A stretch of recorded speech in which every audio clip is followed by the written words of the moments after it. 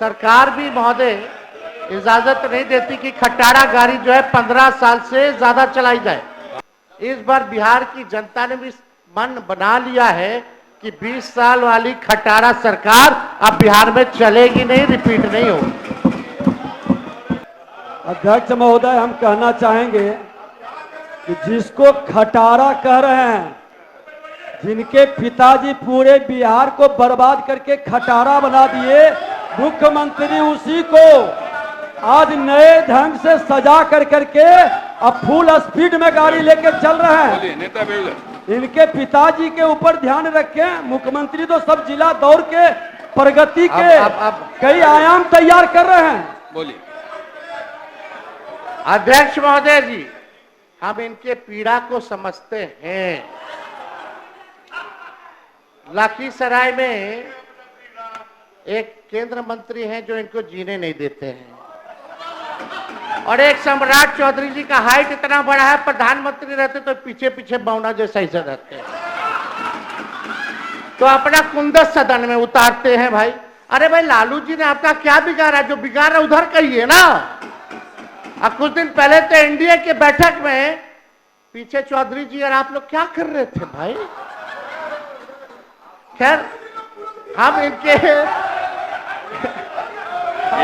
एक नेता विरोधी दल, नेता विरोधी भांडा फोड़ नहीं करेंगे।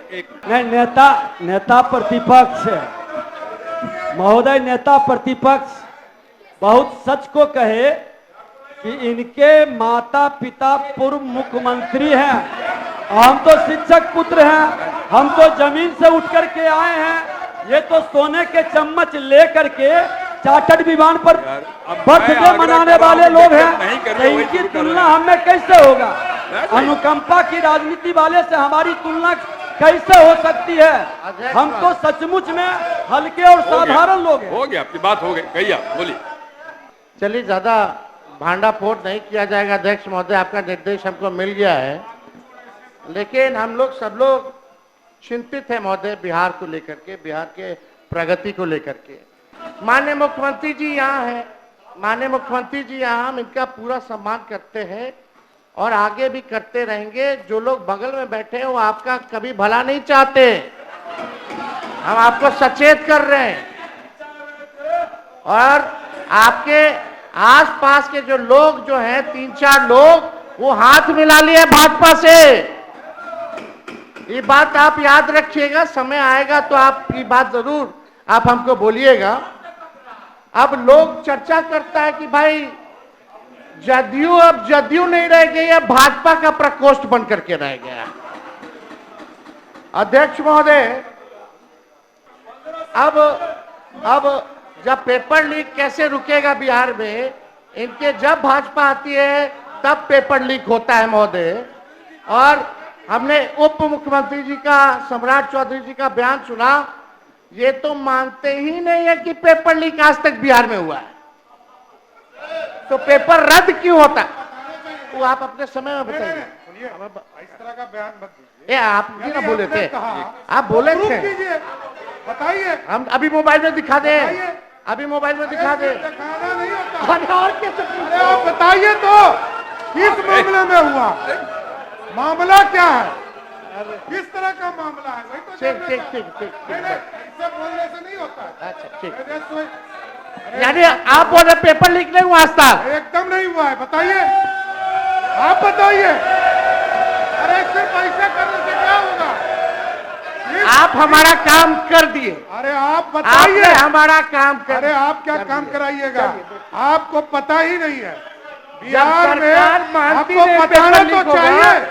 तो घोटाले संरक्षण दे रहे हैं, बेचारा को पता ही पेपर लीक वाले को संरक्षण दे रहे हैं। जारी रखिए, आप जारी रखिए। ये बेचारा आपको बेचारा बना दिया, वो दिख रहा है। खैर छोड़िए, अब तो चौधरी जी बोलेंगे कि पेपर लीक हुआ कि नहीं हुआ आज तक। खैर वो अलग बात है, को क्यों बार बार करते हैं? आप तो बोलवा रहे हैं जबरदस्ती। महोदय, हम ही को कह रहे थे कि मुख्यमंत्री जी को सही सलाह दीजिए, इनको लोग हाईजैक कर रहे हैं। तो महोदय, हम तो आप साथ में थे, तब भी हम साथ में थे। कि और आप भी हाईजैक करने की कोशिश किए, लेकिन कहाँ हाईजैक किए? हम तो उसके गवाह, हम तो महोदय, हम तो इसके गवाह हैं कि हमारे मुख्यमंत्री जी को कोई हाईजैक नहीं कर सकता है, ये हम लोगों ने देखा है। नहीं, जारी रखिए। आप तो कुछ हो बोल दीजिएगा, मुंह है तो कुछ भी आदमी बोल सकता है, लेकिन मुख्यमंत्री जी तो यही बोल करके आए थे कि हमारे दल को तोड़ रहा है। सोचिए, ऑपरेशन लोटस चल रहा है। खैर, इस पे हमको कुछ कहना नहीं है। अरे आप लोग अपने नेता को क्यों डिस्टर्ब कर रहे हैं? अपने ही नेता को डिस्टर्ब कर रहे हैं। अध्यक्ष महोदय, प्रधानमंत्री जी आए तो बहुत सुन के हमको अच्छा लगा। उन्होंने कहा कि रेलवे का इंजन अब बिहार में बन रहा है, विदेश जा रहा। वो रेलवे का कारखाना कौन लाया? लालू जी ने लाया। आज देश भर में अगर रेलवे का पहिया बन रहा है, रेलवे दौड़ रही है, तो पहिया का कारखाना कौन लाया? लालू जी ने लाए। और कौन लाया? मधेपुरा में हो, मढ़ौरा में हो, ये कौन लाया? या पहिया कारखाना हो, इंजन का हो, ये तो लालू जी का देन है। तो प्रधानमंत्री जी के मुंह से लालू जी का तारीफ क्यों नहीं निकला? वो तो प्रधानमंत्री जी की देन नहीं है जो इंजन बन करके विदेश जा रहा है, तो वो तो लालू जी की देन है। तो इस पे जो है उनको बताना चाहिए था महोदय। तो कुछ नहीं। और आज अच्छा है कि आज हम लोगों का अंतिम भाषण है इस सत्र का, इस सदन में। लेकिन एक बात है, परिवारवाद के खिलाफ तो लोग बहुत बोलते हैं। नेशनल दामाद अलायंस या नेशनल दामाद आयोग, उधर मांझी जी का दामाद जी फिट हो गए, इधर अशोक चौधरी जी के तो आरएसएस कोटा से हुए, आरएसएस कोटा से इनके दामाद आरएसएस कोटा से हुए, और चिराग पासवान जी के जीजा हो गए। क्या बात है? आप प्रधानमंत्री जी, अब आप लोगों को परिवारवाद नहीं दिख रहा?